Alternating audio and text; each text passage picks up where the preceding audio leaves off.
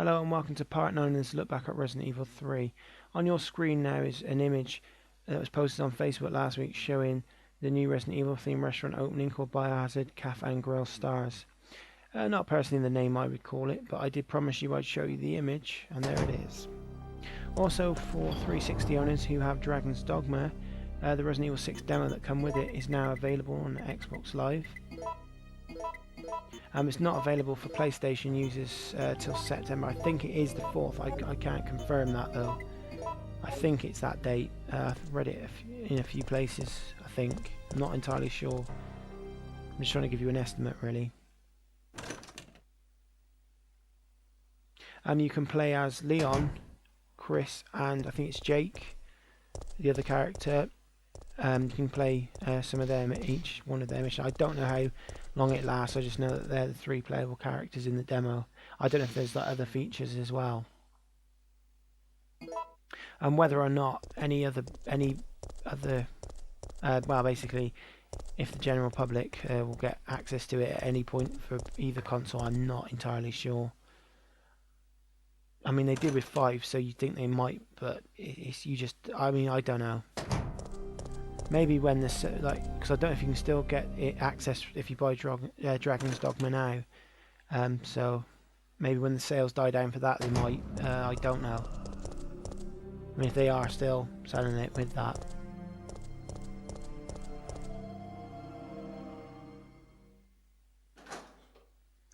The reason I'm going this way is because I want to show you a scene that only happens if you bring back one of the items. I think it's anything but the machine additive, machine oil additive. Sorry.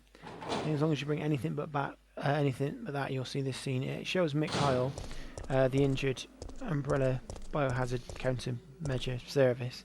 I was trying to think then, soldier. He was wounded earlier.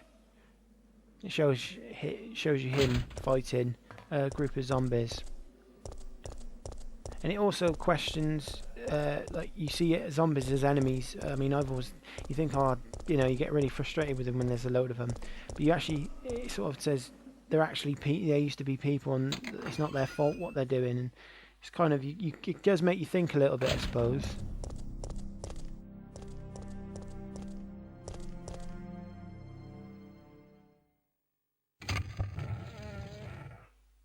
But I do think it's a really good scene. I wish there was a way you could see it without just, I mean, it was a more scene, but it's just, I mean, it's a nice little extra. That's what I love about this game. As I've said many times throughout the whole look back, I just love the randomness there. I think it just adds a lot of replay value to it. It really, really does.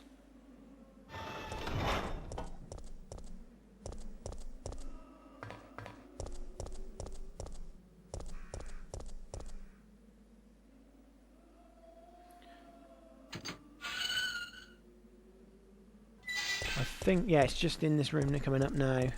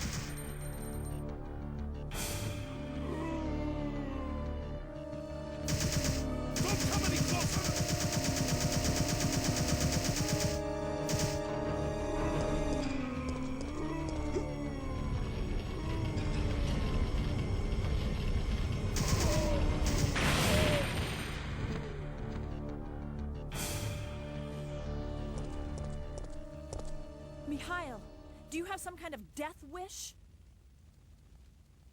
My people, they were wiped out by these monsters. I can't stop just because I'm wounded.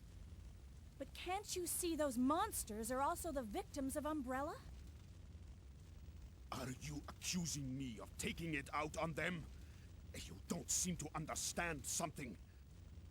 We're not really involved with the company. There's no reason for any of us to take responsibility for this mess. I know that. And right now, that's the only reason why I'm trying to cooperate with you.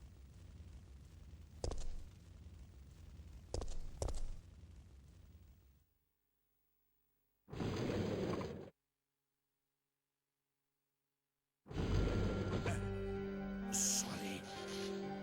I feel so useless. Don't. You fought hard and have the wounds to prove it. But I'm still alive. My men aren't. Don't think about that now. Just rest.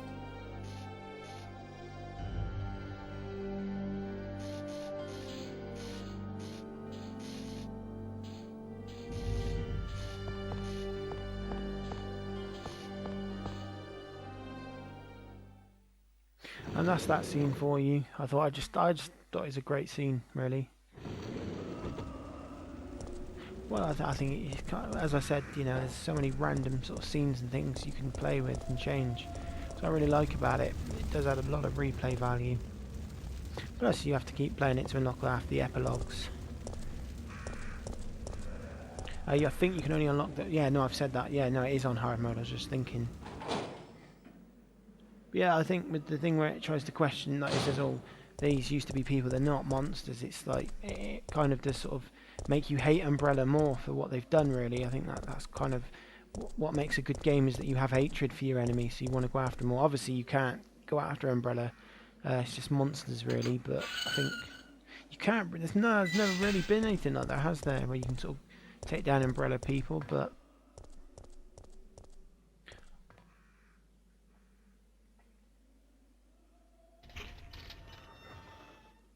Also, it does show you what the barrel's there as well, because I always used to think, was that barrel then? I think the second time I played it through, I thought, oh, I'm just going to take the items, because I didn't have, I can't remember why, I think I didn't have a lot of space left. So I took a few things there and seen it. Oh, I thought there was, oh, they must be hiding in there, would be my guess, because I thought there was 3 come out the window. And now we can head back to where we need to get to. I think we just need to go and get the machine oil additive. Oh, and I forgot to put the power cable in, didn't I? And I had the fuse. Oh, that would save me 2 slots. Never mind. I just got so watching the scene, I forgot about it.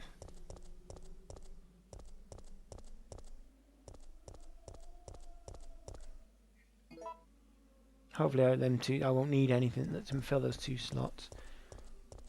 Where are we going? I don't think there's too much.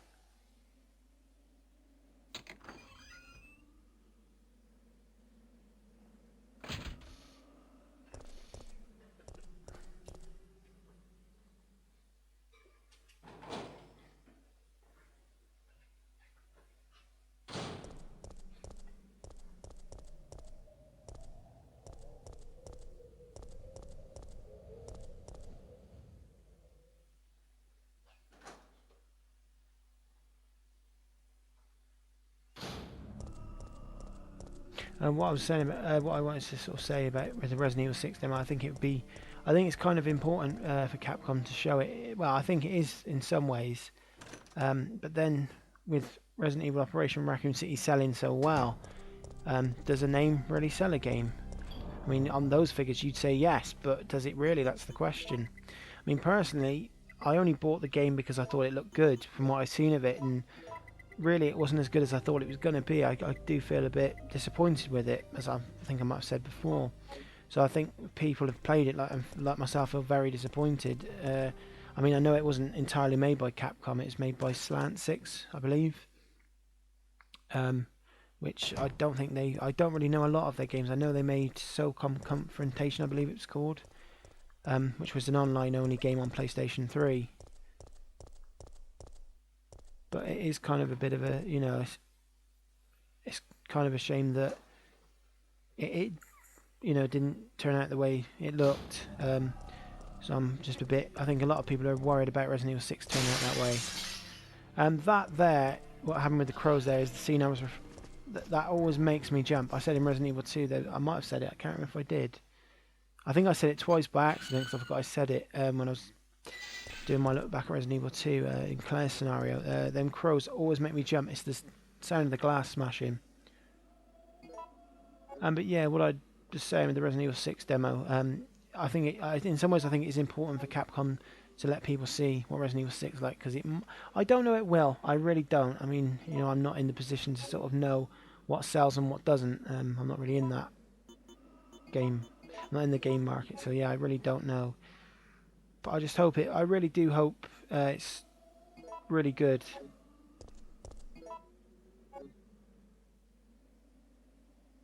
I mean, you know, some of the trailers I've seen make it look absolutely amazing, but has it got, you know, the survival horror aspect of the games that we've sort of, well, if we've played, for those that have played them, like myself, who grew up with them, you know, has it got that in it? Hopefully, but I think Capcom did say that survival horror there isn't a big enough market for it now, which I kind of disagree with. I think, I don't know. I mean, you know, the whole game thing has moved on, hasn't it? In the last 10 years. Well, it's more than 10 years since Resident Evil 3. But I mean, you know, it has moved on since. Well, in the last 10 years, yeah, it has moved on dramatically. Well, has it moved? I don't know. I don't really want to get into it, to be honest, because I'm not too clued up on it. Oh, these creatures. I actually looked up on Wikipedia what they're called. They're known as, I believe, brain suckers, them ones, the fleshy ones. And the skeleton type ones are called Drain Demos, if I've pronounced that right. Basically, they're mutant fleas. They're fleas that have been infected with the flesh, where they've been eating off animals or bodies. So basically, that's what they are. That's according to the Resident Evil Wikipedia. I was quite interested to see what they were, so I looked it up. What the difference is, there is a difference. I think I can't remember now. I did read it, and I'm annoyed because I kind of forgot it. But yeah, it's kind of weird that they're fleas, because fleas, like to humans, us, like really, you can barely see them. It's amazing they've grown that big.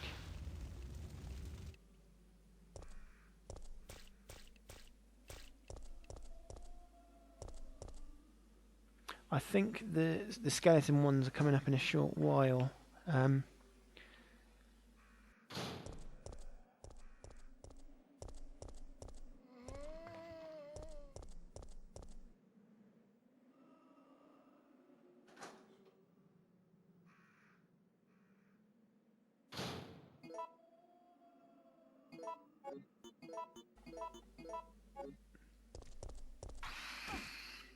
And here they are.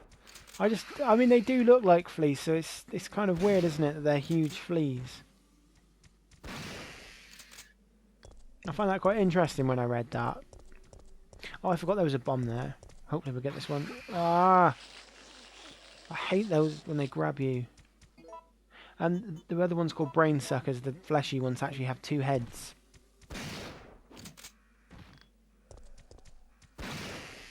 And that's the end for this part, so thank you very much for taking the time to watch this, and hopefully you'll join me for part 10.